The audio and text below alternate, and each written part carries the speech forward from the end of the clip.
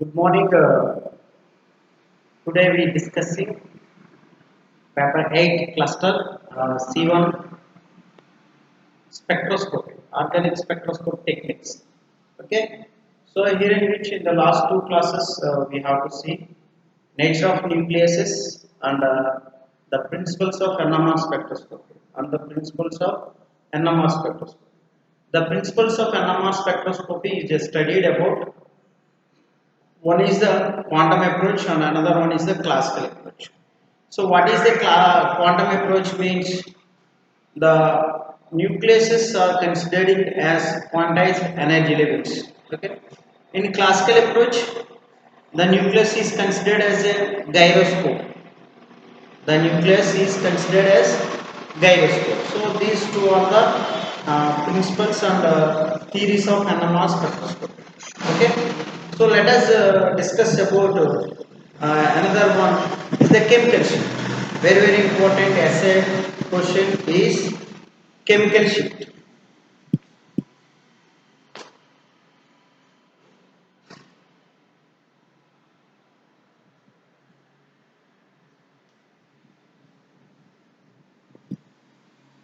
That is chemical shift. Chemical shift means shift and a difference. Shift and a difference. Shift and ఏంటంటే difference వ్యత్యాసం. Okay.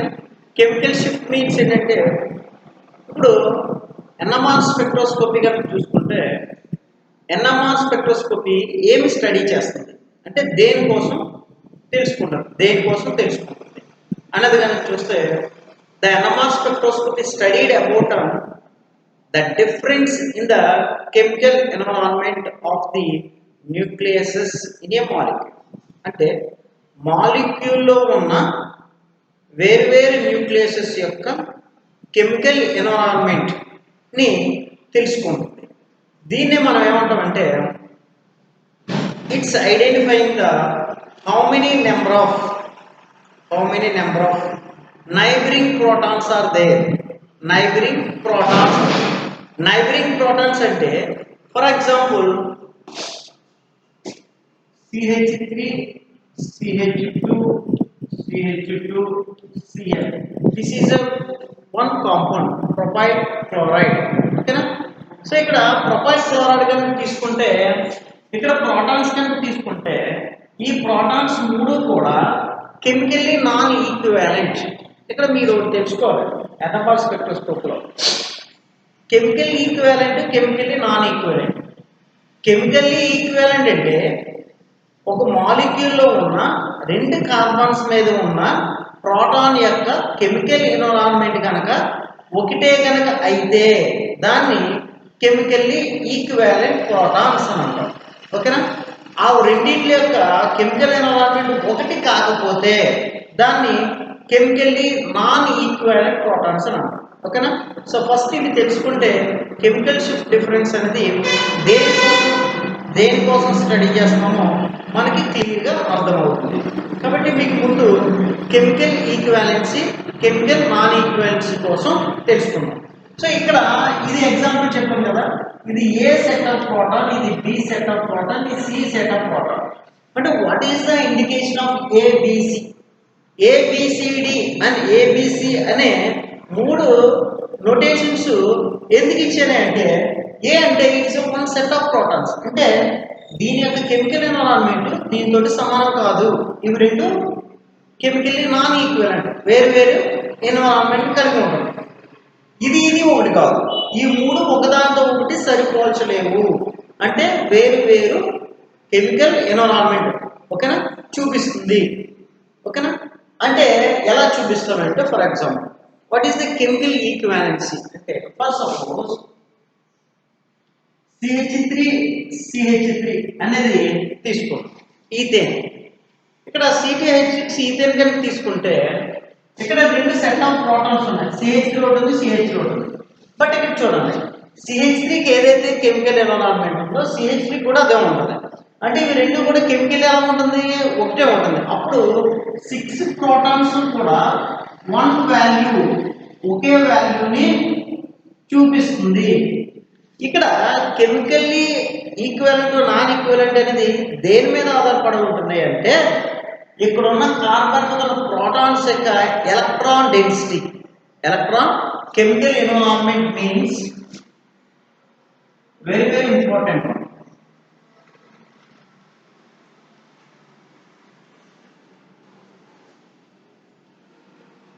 Chemical environment means electron density.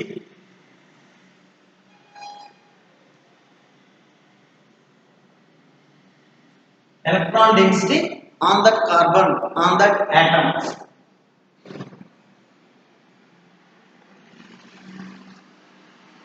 Okay, అంటే ఒక atom మీద ఉన్న electron density ఆధారంగా చెప్తాం. ఓకేనా, అది chemical equivalent non equivalent.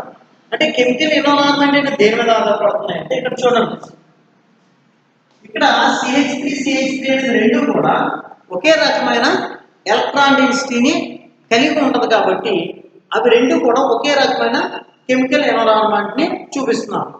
For suppose ఇక్కడ ఒక హైడ్రోజన్ ప్లేస్ లో ఒక క్లోరిన్ పెట్టాం, సబ్స్టిట్యూయెంట్ ఒకటి ఉంది. ఓకేనా, so according to inductive effect, ఇప్పుడు ఇది ఏమవుతుందండి, electrons withdraws towards chlorine is more. అంటే క్లోరిన్ నుంచి ఎలక్ట్రాన్ ఫ్లో, క్లోరిన్ వైపు, ఇది మిథైల్ నుంచి క్లోరిన్ వైపు ఎలక్ట్రాన్ ఫ్లో ఎలా ఉంటుంది, ఎక్కువగా ఉంటుంది. ఎక్కువగా ఉంటే ఏమవుతుంది, ఇక్కడ ఎలక్ట్రాన్ డెన్సిటీ అనేది ఇక్కడ నుంచి తీసుకుంటుంది ఇది ఎలక్ట్రాన్స్. ఎందుకంటే Cl మైనస్ Rx కనుక తీసుకుంటే ఫర్ సపోజ్ Rx ఎలా బ్రేక్ అవుతుంది, R ప్లస్ X మైనస్, అంటే electron towards transfer X, halogen వైపు ఎలక్ట్రాన్ ట్రాన్స్ఫర్ అవుతుంది. అప్పుడు ఇక్కడ మిథైల్ ప్రోటాన్ ఉంది కదా, ఇక్కడ మిథైల్ ఏం చేస్తుంది, electrons towards the due to inductive effect, minus inductive effect, ఇది ఎలక్ట్రాన్ దీని వైపు ఇచ్చేస్తుంది. అప్పుడు దీని మీద ఏమవుతుంది, పాజిటివ్ ఛార్జ్ అనేది బాగా పెరుగుతుంది. ఓకేనా, సో కంపేర్ దెన్ దిస్. ఇప్పుడు ఇది ఏం చేస్తుంది, ఇది లాస్ అయిన తర్వాత రిమైనింగ్ ఇది లాస్ అవుతుంది. అంటే దీని యొక్క ప్రభావం దీని మీద ఎక్కువ ఉంటుంది, దీని మీద ఏమవుతుంది, తక్కువగా ఉంటుంది. అప్పుడు ఇది ఇక్కడ నుంచి ఎలక్ట్రాన్స్ ఏం చేస్తుంది, ఎక్కువ ఎలక్ట్రాన్ ని లాస్ అవుతుంది. Compare then this. అప్పుడు ఎలక్ట్రాన్ డెన్సిటీ రెండింటికి ఎలా ఉంటుంది, ఇది ఎలక్ట్రో పాజిటివ్, మోర్ పాజిటివ్. అంటే ఎసిడిక్ నేచర్ అంట. ఎసిడిక్ నేచర్ అంటే ఏంటంటే అక్కడ ఉన్న హైడ్రోజన్ అనేది ఎలక్ట్రాన్ లాస్ అవడానికి ఎక్కువగా ఉంటుంది. ఎందుకని అక్కడ విత్డ్రాయింగ్ గ్రూప్ క్లోరిన్ అనేది దగ్గరగా ఉంది కాబట్టి, డిస్టెన్స్ అనేది తక్కువ ఉంది కాబట్టి ఎక్కువ విత్డ్రా చేసుకుంటుంది. అది దీని దగ్గర వాళ్ళకి డిస్టెన్స్ పెరిగింది కాబట్టి విత్డ్రాయింగ్ కెపాసిటీ అనేది తగ్గిపోతుంది. అప్పుడు ఈ రెండింటి మీద ఎలక్ట్రాన్ డెన్సిటీ కనుక చూస్తే ఇక్కడ ఎలక్ట్రో పాజిటివ్ అనేది ఎక్కువ ఉంటుంది, ఇక్కడ ఎలక్ట్రో పాజిటివ్ అనేది తక్కువ ఉంటుంది. అంటే ఇది ఎలక్ట్రాన్ డెన్సిటీ బాగా తక్కువ కంపేర్ ద దిస్ వన్. అప్పుడు ఈ రెండింటి మధ్య ఎలక్ట్రానిక్ డెన్సిటీలో డిఫరెన్స్ వచ్చింది కదండి. డిఫరెన్స్ వస్తే అప్పుడు ఆ రెండింటిని మనం ఏమంటామే అంటే కెమికల్లీ నాన్ ఈక్వలెంట్ అంటాం. అంటే ఈ CH2 ఫర్ ఎగ్జాంపుల్ ఇది C1, ఇది C2, రెండు కార్బన్ ఉన్నాయి అనుకున్నాం. C1 C2 అనే రెండు కార్బన్ ఉన్నాయి అనుకున్నాం. ఇప్పుడు C1 అనేది మోర్ విత్ డ్రాయింగ్ గ్రూప్, అంటే మోర్ విత్ ఎలక్ట్రాన్ రిలీజింగ్, అంటే త్వరగా ఎలక్ట్రాన్ ఎక్కువగా ఇచ్చేసింది, అంటే పాజిటివ్ నేచర్ అని పెరిగిపోయింది. అలా C2 ఏమైంది, కంపేర్ దెన్ C1, C2 దగ్గర ఎలక్ట్రాన్ రిలీజింగ్ అనేది తగ్గిపోయింది. అప్పుడు C1 కి C2 కి మధ్య ఎలక్ట్రాన్ డిఫరెన్స్ కనుక చూస్తే, ఎలక్ట్రాన్ డెన్సిటీ డిఫరెన్స్ కనుక చూస్తే C1 కి C2 కి చాలా డిఫరెన్స్ వస్తుంది. అప్పుడు అవి రెండు కూడా ఎలా ఉంటున్నాయి, magnetically or electron density difference. కాబట్టి దాన్ని కెమికల్లీ నాన్ ఈక్వలెంట్ దాన్ని ఏమంటండి, chemically non C1 C2 or chemically non equivalent. What is the chemical non-equivalent? Chemically non-equivalent means the electron density or chemical environment on C1 and C2 are difference. ఆ రెండింటి మధ్య వ్యత్యాసం అనేది ఉంటుంది కాబట్టి అవి రెండు వేరు వేరు కెమికల్ ఎన్విరాన్మెంట్ ని చూపిస్తుంది. అలా కెమికల్ ఎన్విరాన్మెంట్ చూపించే దాన్ని మనం ఏమంటామండి, కెమికల్లీ నాన్ ఈక్వలెంట్. అంటే different chemical environment chemical environment ఉంటే దాన్ని ఏమంటాం? కెమికల్లీ నాన్ ఈక్వివాలెంట్ అని అంటాం.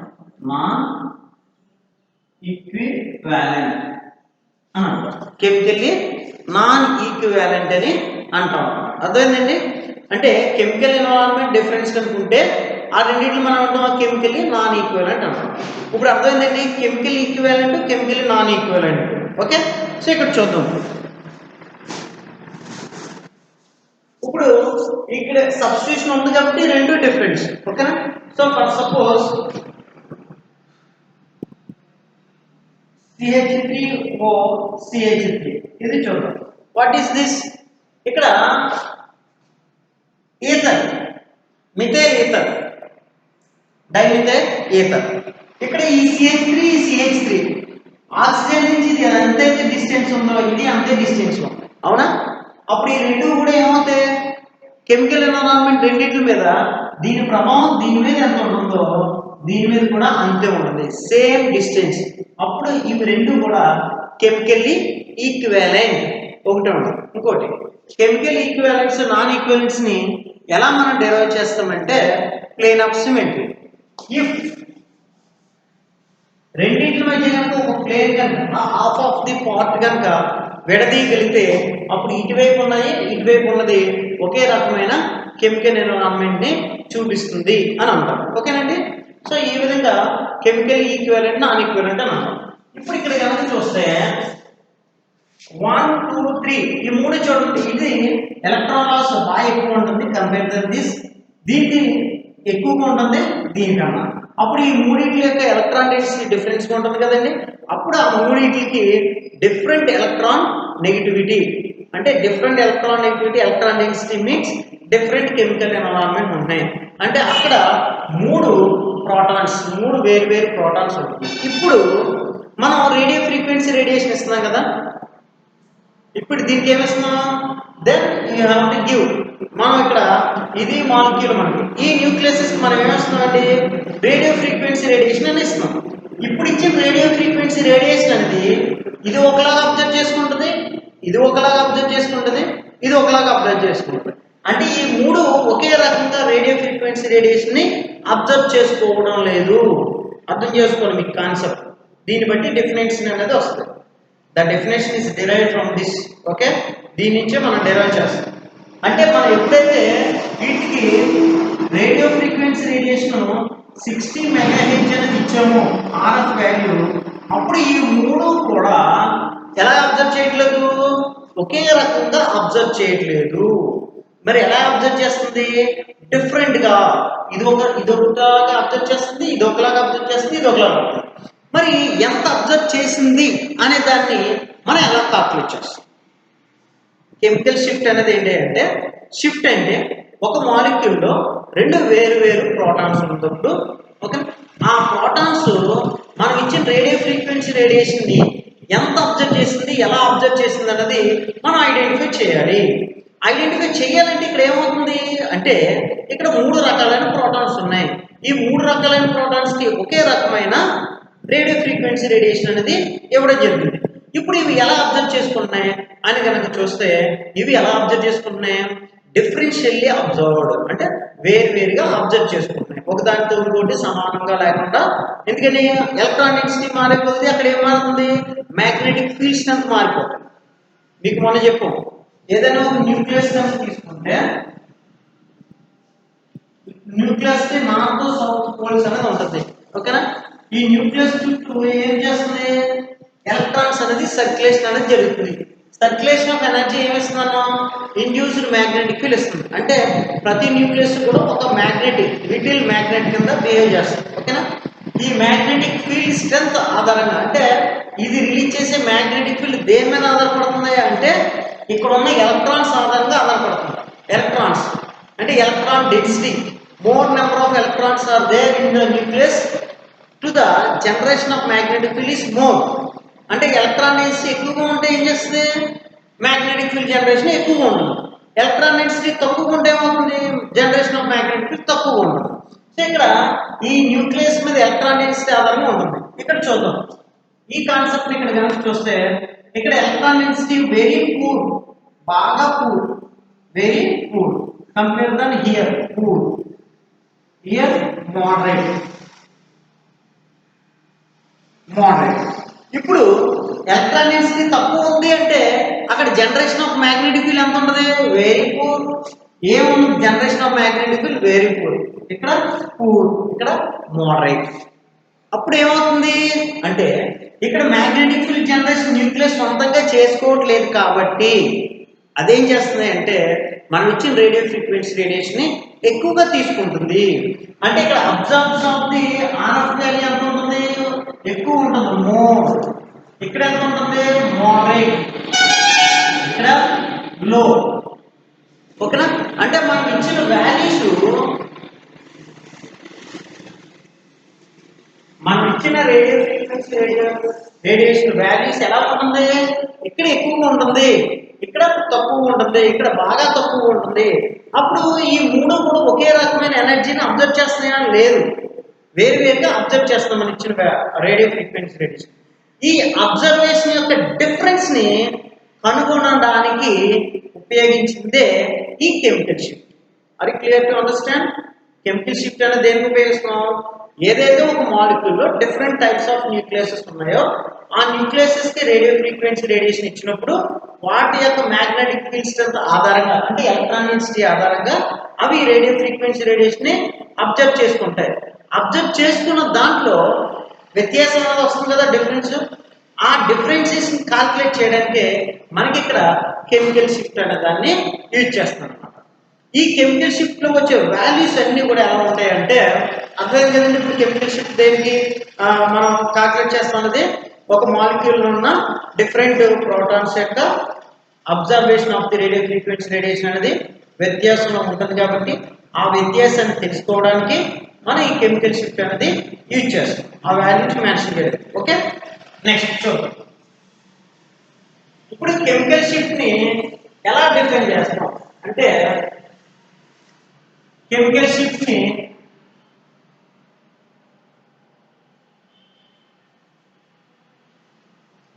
సిఎస్, కెమికల్ షిఫ్ట్ ని ఎక్కువగా సిఎస్ తోటి మెన్షన్ చేస్తాం.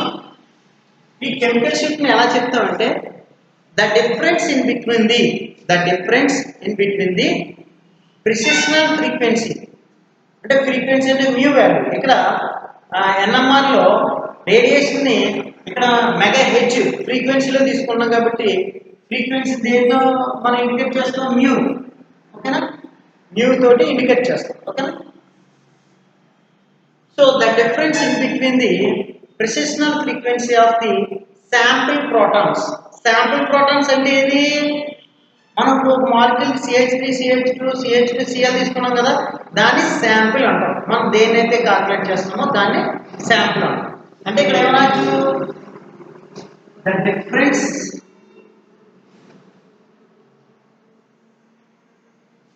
In between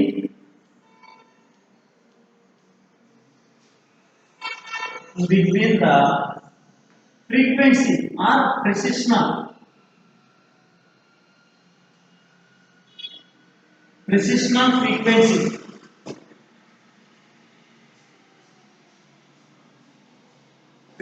frequency of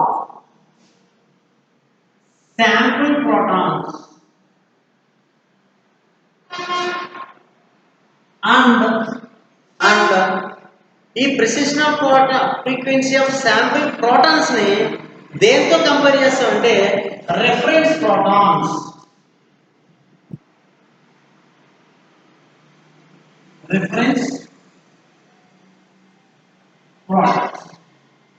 reference proton అంటే the difference in between the precessional frequency of the sample protons and the precessional frequency of the reference protons.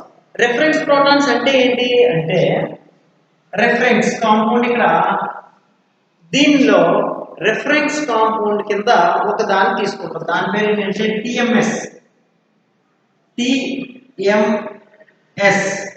TMS అంటే tetra methyl silane tetramethyl silane ని reference compound గా తీసుకుంటాం. Tetramethyl silane యొక్క structure ఎలా ఉంటుంది అంటే tetra అంటే ఏంటి 4 టెట్రామిథైల్ సిలేన్ ఇది టెట్రామిథైల్ సిలేన్. ఈ టెట్రామిథైల్ సిలేన్ అనే దాన్ని మనం ఏం తీసుకున్నాం రిఫరెన్స్ కాంపౌండ్ గా తీసుకున్నాం. అంటే for example CH3 CH2 CH2 Cl లో ఏ ప్రోటాన్ యొక్క అబ్జర్వేషన్ ఎంత ఉంది 60 ఉందా 60.20 ఉందా అనేది కనుక చూసుకుంటే దీనికి ఎంత ఉంది దీన్ని బట్టి దాన్ని తీసేస్తాం. అప్పుడు డిఫరెన్స్ ఎంత వస్తుందో దాన్ని క్యాల్కులేట్ చేస్తాం. ఓకేనా. సో ఇది టెట్రామిథైల్ సిలేన్ ని ఎందుకు రిఫరెన్స్ గా తీసుకున్నట్టు it is a standard compound. TMNS అనేది it is a standard compound. ఇక్కడ 4 మిథైల్ గ్రూప్స్ ఉన్నాయి కదా, మీరు అనుకోవచ్చు ఇందాక 2 మిథైల్ గ్రూప్స్ ఉంటేనే మనకి డిఫరెన్స్ ఇన్ కెమికల్ ఎన్విరాన్మెంట్ వచ్చింది కదా, మరి ఇక్కడ 4 ఉన్నాయి కదా ఎటువంటి కెమికల్ ఎన్విరాన్మెంట్ రాదా అని అనుకోవచ్చు. వస్తుంది. ఎందుకు రాదు, ఇక్కడ 4 కూడా సిలేన్ సెంటర్ లో ఉన్న సిలేన్ గ్రూప్ నుంచి 4 కూడా ఒకే రకమైన డిస్టెన్స్ లో కలిగి ఉంటాయి. ఒకే రకమైన డిస్టెన్స్ లో కలిగి ఉంటాయి. సేమ్ డిస్టెన్స్ ఒకే రకమైన డిస్టెన్స్ కలిగి ఉంటాయి. ఇక 4 methyl groups 4 methyl groups 12 protons 4 CH3 protons ఏంటి 12 ప్రోటాన్స్. 12 protons కూడా shows the one value, shows one value that is called as unique value. ఏం చూపిస్తుంది ఒక వాల్యూని చూపిస్తుంది, దాన్ని యూనిక్ వాల్యూ అని అంటాం. ఏమంటే యూనిక్ వాల్యూ ఒకే వాల్యూని చూపిస్తుంది, that is called as the unique value. ఇక్కడ ఇది ఇంకోటి it is inert molecule. Inert అంటే it cannot be react any kind of the organic molecule. అది ఏ ఇతర ఆర్గానిక్ మాలిక్యూల్ తోటి రియాక్షన్ లో పార్టిసిపేట్ చేయదు. కాబట్టి ఫర్ ఎగ్జాంపుల్ ఒక శాంపిల్ ఏ తీసుకున్నాం, శాంపిల్ ఏకి రెఫరెన్స్ కలిపి ఇప్పుడు ఈ రెఫరెన్స్ ఒక దాంట్లో తీసుకున్న తర్వాత ఇందులో తీసుకున్న తర్వాత ఈ రిఫరెన్స్ దీంతో రియాక్ట్ అయింది అనుకోండి, they farming a new compound. కానీ ఇది ఎప్పుడు ఇదే ఆర్గానిక్ ఇది organic, but it is not react any kind of this.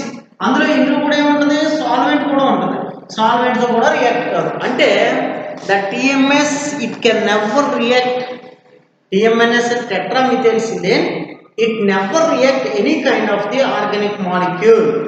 So it considering as a reference compound and it shows the only one value. It shows the one value. ఎందుకని 4 methyl groups కి కూడా ఒకే రకమైన chemical environment అనేది ఉంటుంది కాబట్టి one వాల్యూని show చేస్తుంది. ఓకేనా, ఒకే వాల్యూని షో చేస్తుంది. సో కాబట్టి దీన్ని TMS ఎలా తీసుకోవచ్చు రెఫరెన్స్ ప్రోటాన్ కింద తీసుకోవచ్చు. therefore the chemical shift is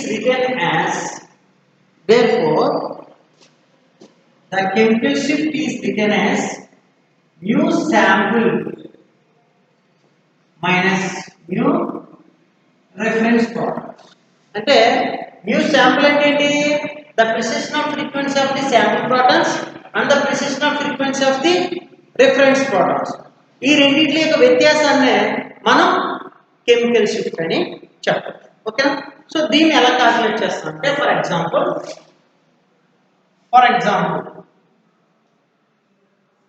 2 protons ఉన్నాయనుకో HA HB అనే 2 నాన్ ఈక్వలెంట్ ప్రోటాన్స్ ఉన్నాయనుకో, 2 వేర్వేరు సబ్స్టిట్యూషన్ కాబట్టి 2 నాన్ ఈక్వలెంట్ ప్రోటాన్స్ ఉన్నాయి. ఇప్పుడు ఈ HA HB HA అనేది ఎంత రేడియో ఫ్రీక్వెన్సీ రేడియేషన్ అబ్జర్వ్ చేస్తున్నాయంటే 020, ఇక్కడ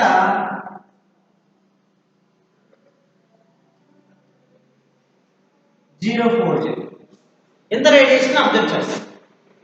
ఇప్పుడు దీన్ని క్యాల్కులేట్ చేస్తాం. ఇక్కడ రిఫరెన్స్ కాంపౌండ్ టీఎంఎస్ కి తీసుకున్నాం కదా, టీఎంఎస్ కి స్టాండర్డ్ మ్యాగ్నెటిక్ ఫీల్డ్ స్ట్రెంత్ ఎంత అంటే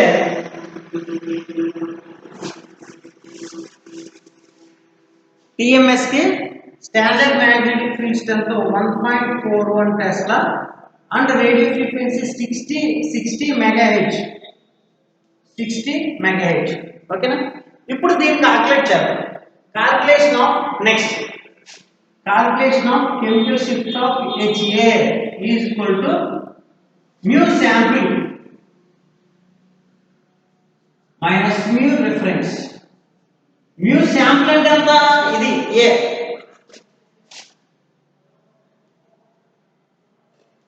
జీరో టు జీరో మైనస్ మరి mu reference అంటే ఎంత? రెఫరెన్స్ కాంపౌండ్ ఎంత ఉన్నా 60 మెగాహెర్ట్జ్. 60 మెగాహెర్ట్జ్ అంటే ఎంత ఉంటుంది అంటే అది 60 మెగాహెర్ట్జ్ అంటే 6 డిజిట్స్ 7 డిజిట్స్. Okay, 6 digits. ఇప్పుడు దీంట్లోంచి దీన్ని తీస్తే ఎంత 20 హెర్ట్జ్. ఇది మెగాహెర్ట్జ్, ఇది hertz. So therefore chemical shift of HA ఎంత వచ్చింది? 20 హెర్ట్జ్ వచ్చింది. Chemical shift of HA is ఎంత అండి? 20 హెర్ట్జ్ వచ్చింది. So chemical shift of HA is calculated the precision of frequency of mu sample mu HA minus precision of frequency of mu reference is ఈ రెండిట్లో value ఎంత తీస్తే therefore the chemical shift of HA protons is 20 Hz. Okay, so అదే విధంగా precision of frequency of calculation of chemical shift of HP చూద్దాం. the precision of frequency of HP కనుక చూస్తే ఏమవుతుంది? So therefore CS HP is equal to 60 40 minus. So therefore the value is 40 H. CS of HP is ఎంతండి? 40 H. 40 H. Chemical shift of HP ఎంత వచ్చిందండి? 40 H. So ఈ విధంగా మనం ఏం క్యాలిక్యులేట్ చేయొచ్చు? Chemical shift of HA HP అంటే ఎన్ని నాన్ ఈక్వివలెంట్ ప్రోటాన్స్ అనేవి మనకి ఇచ్చిన మాలిక్యూల్లో ఉన్న ఆ మాలిక్యూల్లో ఉన్నటువంటి ప్రోటాన్స్ యొక్క కెమికల్ షిఫ్ట్ డిఫరెన్స్ ని మనం దీన్ని ఉపయోగించి క్యాలిక్యులేట్ చేయొచ్చు. బట్ హియర్ ఇక్కడ 20H 30H 40H వచ్చింది కదా, but the convenience of the calculation of precision of frequency it is taken in the scale, దాన్ని delta scale, chemical shift in delta scale. Chemical shift in delta scale, chemical shift ని delta scale లో చూపిస్తాం. Chemical shift in delta scale.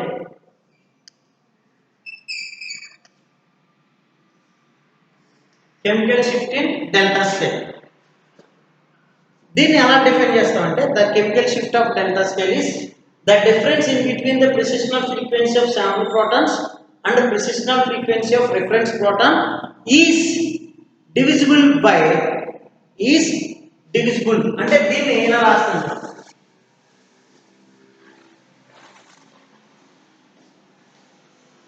mu sample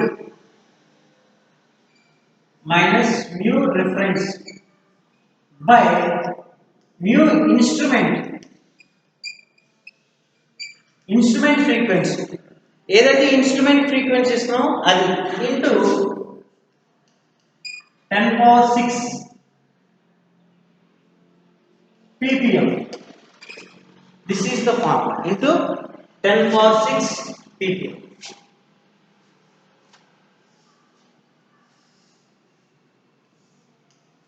Into 10⁶ ppm. So kabatti the chemical shift in delta scale is derived as mu sample minus mu reference by mu instruments. It is called as the chemical shift in delta scale. Okay na? So that chemical shift in delta scale example చూద్దాం. ఓకేనా? So examples ని next class లో చూద్దాం. ఓకేనండి?